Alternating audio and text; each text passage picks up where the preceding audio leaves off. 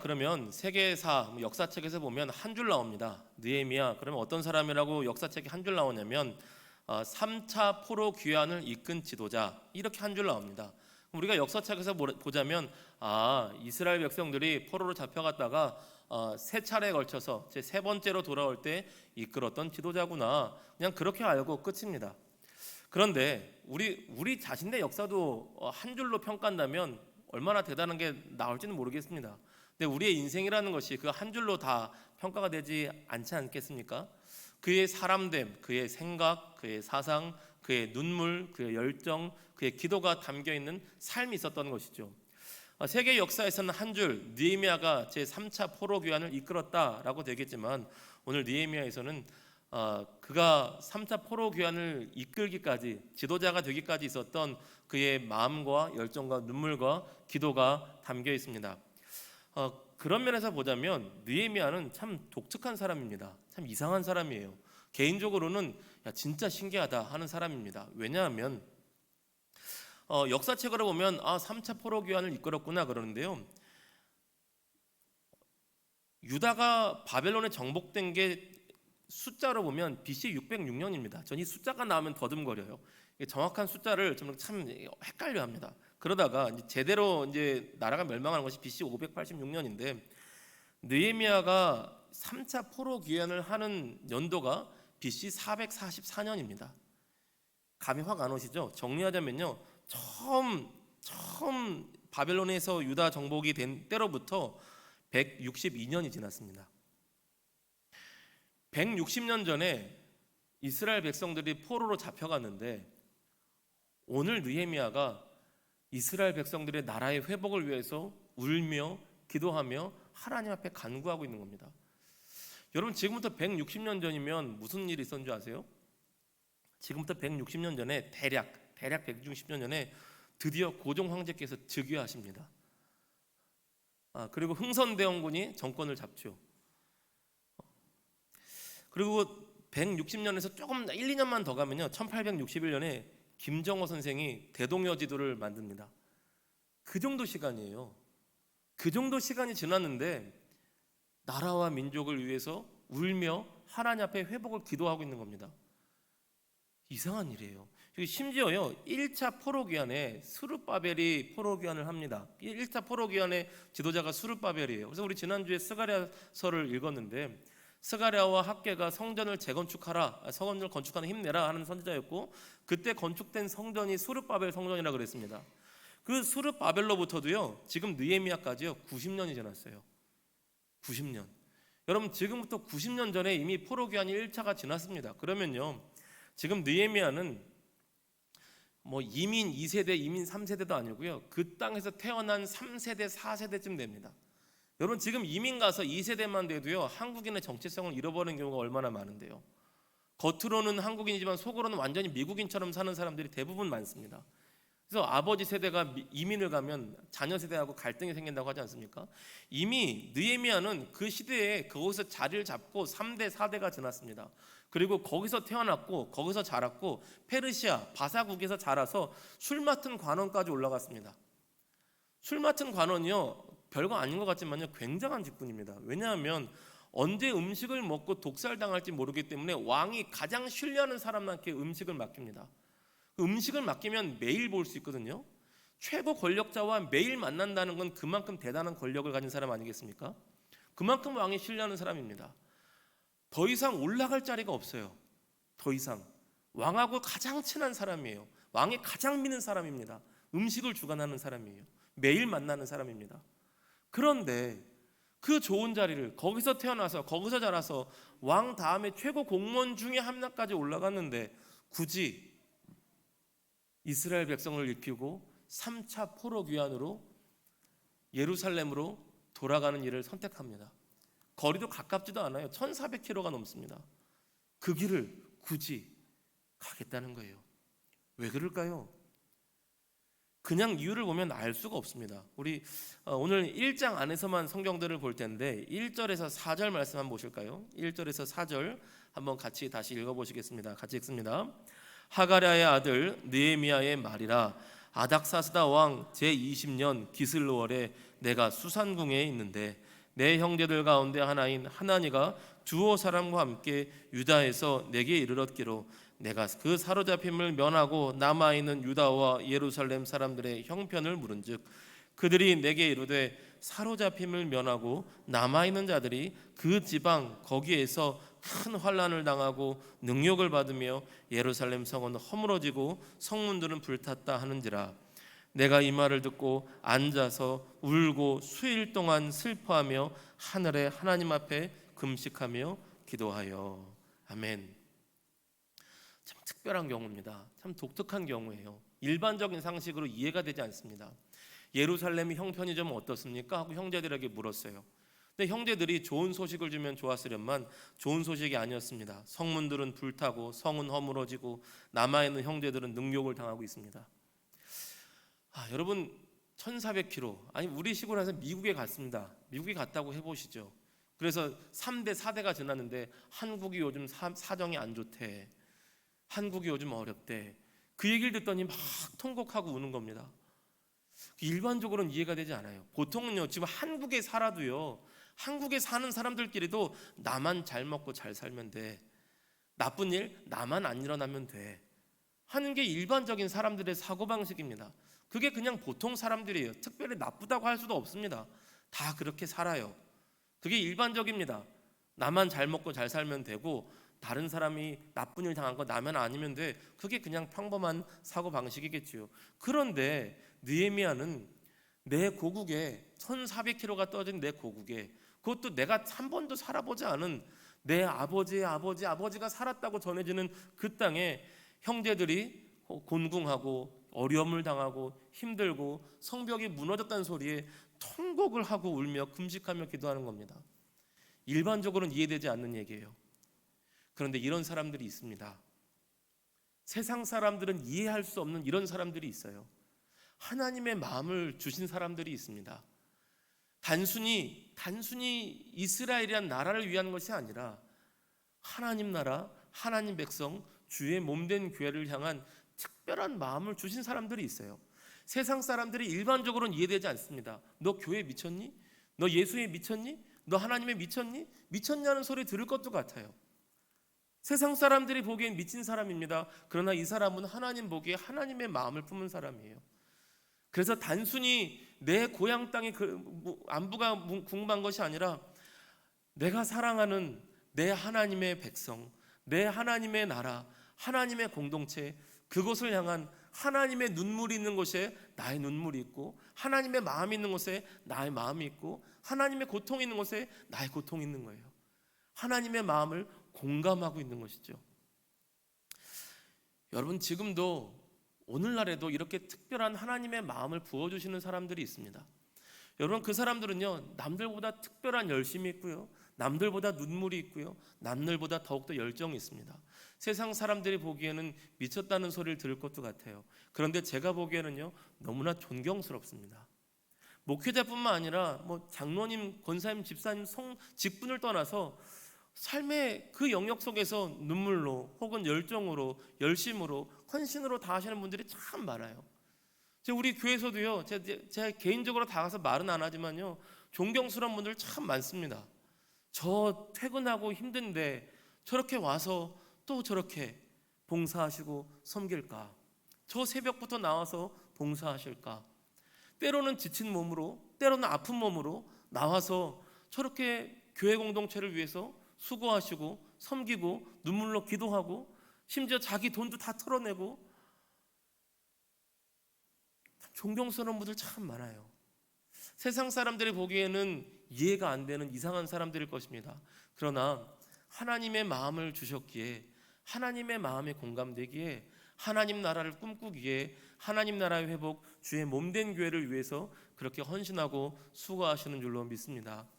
하나님께서 느헤미야를 기억하셔서 이 열정과 이 삶을 성경에 기록하셨듯이 세계 역사에서는 한 줄로 끝나는 삶이지만 느헤미야의 삶과 마음과 기도를 성경에 기록하신 것처럼 하나님 나라를 소망하며 눈물로 기도하며 헌신하며 애쓰는 성도님들의 그 삶과 마음을 하나님의 마음에 기록하시고 새기시는 줄로 믿습니다.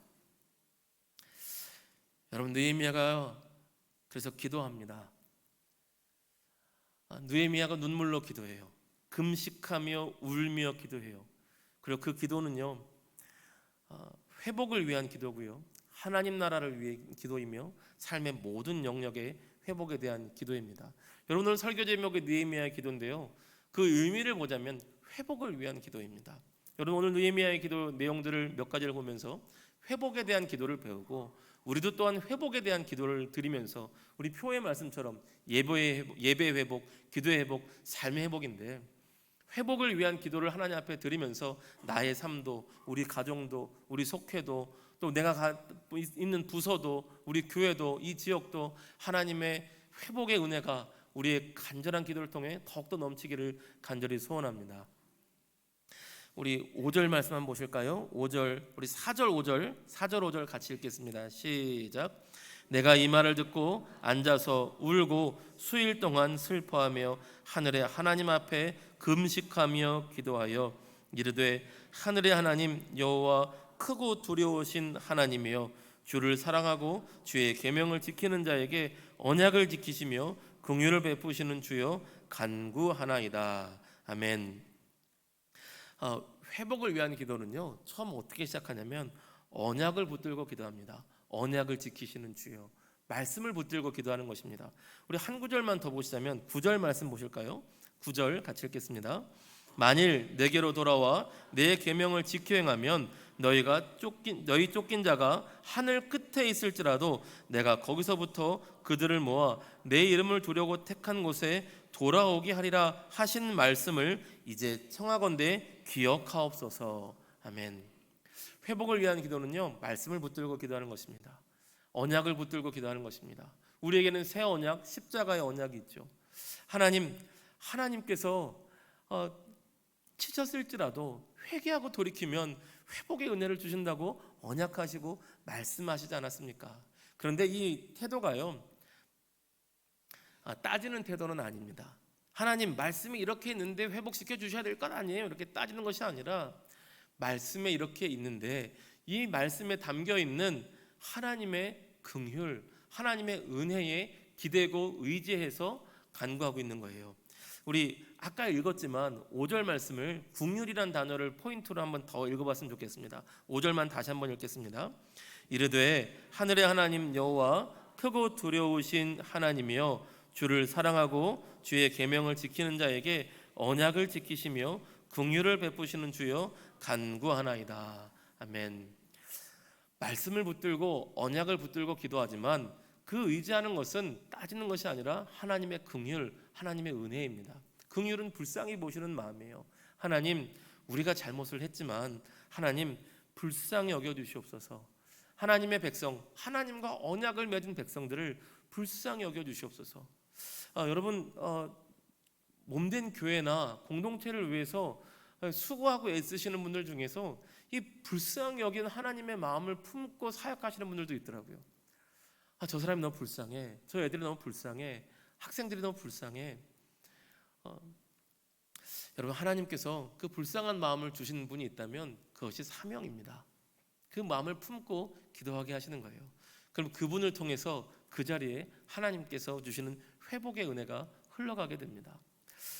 여러분, 참 감사한 것은 하나님께서 긍휼을 베푸시고 불쌍히 여겨주신다는 것 자체가 은혜예요. 저는 세상 사람들 앞에 불쌍해 보이고 싶지는 않습니다. 그러고 싶지는 않아요. 누구도 그러고 싶은 사람은 없을 것 같아요. 그런데 하나님 앞에서는 그렇습니다. 하나님 앞에서는 떳떳할 것이 없고, 하나님의 영광을 경험하면 경험할수록, 알면 알수록 자신 있을 게 없거든요. 그런데 오직 은혜가 하나님께서 불쌍히 여겨주시면 살 길이 있습니다. 그래서 기도하되, 회복을 위해서 기도하되, 하나님 불쌍히 여겨주시옵소서라고 기도하는 겁니다. 두 번째는요, 하나님의 긍휼을 구하되, 두 번째는 회개의 기도입니다. 회복을 위해서는요, 회개가 있어야 돼요. 우리 6절 7절 말씀 보시겠습니다. 6절 7절 말씀 같이 읽겠습니다.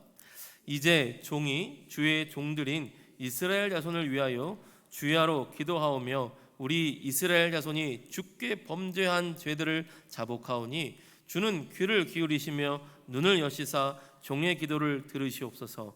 나와 내 아버지의 집이 범죄하여 주를 향하여 크게 악을 행하여 주께서 주의 종 모세에게 명령하신 계명과 율례와 규례를 지키지 아니하였나이다. 아멘. 회개기도를 하는데요, 느헤미야의 회개기도가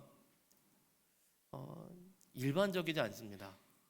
나와 내 아버지의 집이 범죄하여 주께서 주의 종 모세에게 명령하신 계명과 율례를 규례를 지키지 않았습니다. 여러분, 아까도 말씀드렸지만 이미 이스라엘이 하나님 앞에 범죄하여서 멸망한 지가, 첫 포로로 귀환한 지가 160년이 지났습니다. 그 전의 조상들, 열왕기 상하에 나왔던 조상들이 그 200년 300년 전에 했던 조상들의 죄를 지금 느헤미야가 회개하고 있는 거예요. 나와 내 아버지의 집이 범죄하여. 굉장히 독특하죠. 여러분, 저 사람이 잘못했는데 나보고 같이 뭐라 그러면 억울하지 않겠습니까? 여러분, 우리 각자 부서들도 있는데 속회들도 있는데 내가 잘못한 거 아닌데 저 사람이 잘못했는데 나한테 같이 잘못했다 그러면 억울하지 않을까요? 그런데 느헤미야는 하나님 앞에 특별한 애통하는 마음을 받은 것입니다. 그 이스라엘 민족의 죄악, 온 민족의 죄악에 대해서 아픈 거예요. 우리 민족이 하나님을 이렇게 아프게 했구나. 나와 내 조상이 범죄하여. 이건 하나님의 특별한 은혜가 아니고서는요, 이 민족의 죄악을 억울하게 나의 죄라고 말할 수가 없어요.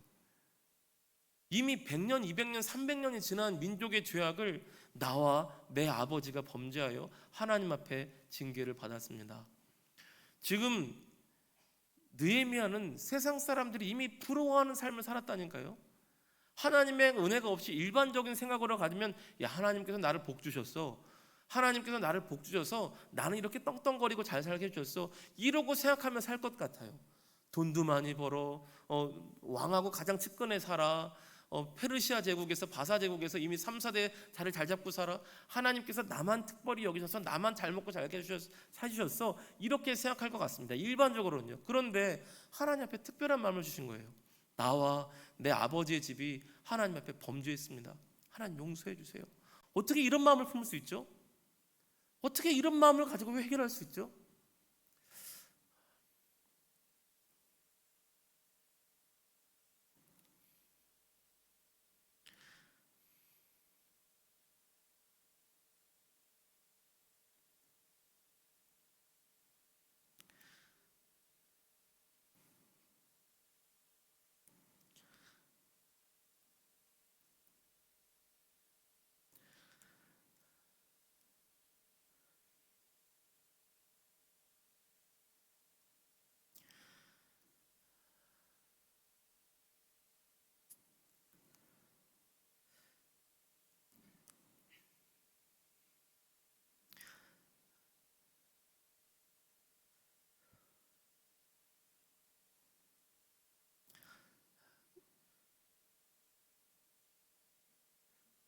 우리는 남 탓을 하기가 참 쉽습니다. 심지어 아담조차도 그렇죠. 아담조차도 범죄했을 때 하나님께서 주신 저 여자 때문에 범죄했습니다, 저 여자 때문에 범죄했습니다 정도도 아니고요, 하나님께서 주신 저 여자 때문에 범죄했습니다. 단순히 아내 탓을 하는 게 아니라 하나님 탓까지 합니다. 이게 인간의 죄악이거든요. 여러분, 소원하기는 평범한 인간, 평범한 사람의 수준이 아니라 우리가 금요기도회 정도 나올 정도면 우리 이런 마음까지 가지고 기도할 수 있는 그 믿음의 기도의 깊은 경지를 주시기를 간구하기를 소원합니다. 저도 잘 안 돼요. 저도 억울한 거 잘 못 참습니다. 저도 억울한 거 진짜 못 참아요. 근데 이건 정말 하나님의 은혜예요. 하나님께서 역사하시지 않고는요, 이렇게 될 수가 없습니다. 이런 기왕이면 우리 작은 일에 억울해하며 분노하며 사는 평범한 인생보다 이렇게 멋지게 민족의 죄악을, 온 한국 교회의 죄악을 나의 죄인 것처럼 회개할 수 있는 멋지고 영광스러운 믿음의 사람, 기도의 사람이 될 수 있기를 주님의 이름으로 축복합니다. 마지막으로 회복을 위해서 기도하되 나 혼자만 위한 것이 아니라 하나님, 이스라엘 민족을 위해서 나만 특별히 높여주시고 나에게 힘을 주소서가 아니라 사람들과 함께하는 것을 위해서, 또한 사람들 앞에 은혜를 받는 것에 대해서 이제 간구합니다. 사람들과 사람들 속에, 인간과 인간 속에, 사람들의 마음 속에 역사해 주시기를 기도하는 것이죠. 우리 마지막으로 11절 한번 보실까요? 11절 말씀 같이 읽겠습니다. 주여 구하오니 귀를 기울이사 종의 기도와 주의 이름을 경외하기를 기뻐하는 종들의 기도를 들으시고 오늘 종이 형통하여 이 사람 앞에서 은혜를 입게 하옵소서 하였나니 그때 내가 왕의 술관원이 되었느니라. 아멘. 사람 앞에서 종이 오늘 이 사람 앞에서 형통하여 은혜를 입게 하옵소서. 하나님의 은혜만이 아니라 사람들과 사람들 안에서도, 또한 권력자 앞에서도, 여러 사람들 앞에서도 은혜를 입게 하옵소서. 공동체의 회복을 위해서는요, 나 혼자 힘으로 되는 경우가 없습니다. 중요한 리더가 물론 필요하죠. 모세가 필요합니다. 여호수아가 필요합니다. 근데 모세 혼자가 안 되죠. 천부장, 백부장 다 필요합니다. 여러분, 바울이 대단한 것 같지만요, 바울 혼자서만 하는 것이 아닙니다. 루디아도 있고요, 실라도 있고요, 디모데도 있고요, 여러 사람들이 합력하여 수많은 사람들이 이름이 열거되면서 같이 팀으로 일하는 것입니다. 같이 사람 앞에서 은혜를 입고 사람을 소중하게 여기면서 나도 저 사람들에게 소중히 여김을 받고 저 사람도 나를 소중히 여기고 하나님의 사람들 가운데 또 믿지 않는 사람들 가운데 은혜를 입고 사람과 사람들이 연락해요. 서로 연결되어서 그때 주의 몸된 공동체가 그때 비로소 회복되는 것입니다. 여러분, 이렇게 우리가 기도했으면 좋겠어요. 오늘 기도하실 때 회복을 위해서 기도했으면 좋겠습니다. 하나님, 회복을 위해서 기도합니다. 또 특별히 하나님, 내가 어디를 위해서 기도해야 됩니까? 하나님의 마음이 있는 곳 금요 기도회까지 나왔는데 물론 여러분의 삶에 급한 기도 제목이 있으실 수 있을 것 같아요. 질병의 문제, 가정의 문제, 재정의 문제. 그런데 그것도 기도하시고요. 하나님께서 특별히 마음을 주신다면 아니 그것 이상의 더 마음을 주시도록 기도했으면 좋겠어요. 금요 기도에 나오실 분들 정도면 기도 없이는 살 수 없다는 분들 아니겠습니까? 그러면 내 삶의 문제보다 내 삶의 문제도 기도하시고 하나님 앞에 주님 나라를 위해서, 주의 몸된 교회를 위해서 제가 더 기도해야 될 것은 무엇입니까? 주의 몸된 교회의 하나님 나라의 회복을 위해서 제가 더 기도해야 될 것은 무엇입니까? 느헤미야의 눈물이 있었던 것처럼 느헤미야가 예루살렘을 향해서 자신과 전혀 상관도 없었던, 이미 포로 귀환한 지 수십 년이 지나고 1차 포로 귀환으로부터 90년이 지났던 상관도 없을 것 같은 곳에 눈물로 기도했던 것처럼 주님, 오늘 저를 통해서 기도하실 곳은 어디입니까? 여쭤보십시오. 그리고 여러분의 기도를 통해서 그것이 회복되기를, 여러분의 열심과 열정과 섬김을 통해서 그것이 회복되며 하나님 나라가 이루어지게 될 줄로 믿습니다. 하나님의 긍휼을 구하며 회개하며 또한 함께 할 사람들을 구하며 여러분 간절히 기도할 때에 하나님께서 그 기도를 들으시고 여러분도 하나님의 영광 가운데 거하며 여러분 발걸음 닿는 곳에 하나님의 충만한 은혜가 넘치며 회복의 은혜가 역사하게 하실 줄로 믿습니다. 우리 기도하겠습니다.